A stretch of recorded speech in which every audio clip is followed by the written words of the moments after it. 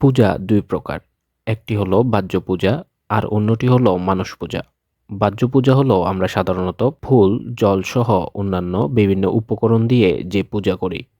অন্যদিকে মানস পূজা হলো পূজক নিজের মনে দেবতা বা দেবীকে পুজো দেওয়ার পদ্ধতি। বিভিন্ন তন্ত্রে মানস পূজার উল্লেখ আছে। বাহ্য পুজোর পূর্বেই পূজক এই মানস পূজা করতে হয়। মানস পূজা বাক্য, মন ও হৃদয় দিয়ে করার কথা আছে শাস্ত্রে। নমস্কার বন্ধুরা, আজ আমরা আলোচনা করব মানস পূজায় ব্যবহৃত 15টি পুষ্প সম্পর্কে।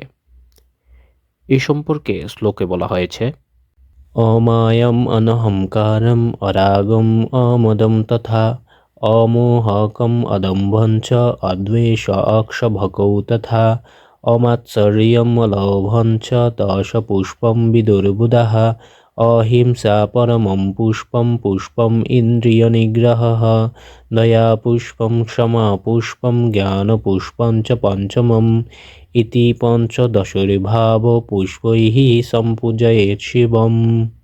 অর্থাৎ মায়াহীনতা, অহংকার শূন্যতা, রাগহীনতা, মদহীনতা, মোহহীনতা, দম্ভহীনতা, দেশহীনতা, ক্ষোভহীনতা, মাৎসর্যহীনতা, লোভহীনতা, অর্থাৎ আমাদের 10টি খারাপ রিপুর উপর জয়কে আমরা পুষ্পরূপে দেবতা বা দেবীকে নিবেদন করি। আরও 5 পুষ্প হলো আমাদের ভালো গুণগুলো, যেমন অহিংসা, ইন্দ্রিয় নিগ্রহ, দয়া, ক্ষমা ও জ্ঞান। মোট এই পঞ্চদশ তথা 15টি পুষ্পে আমরা দেবতাকে পূজা করব।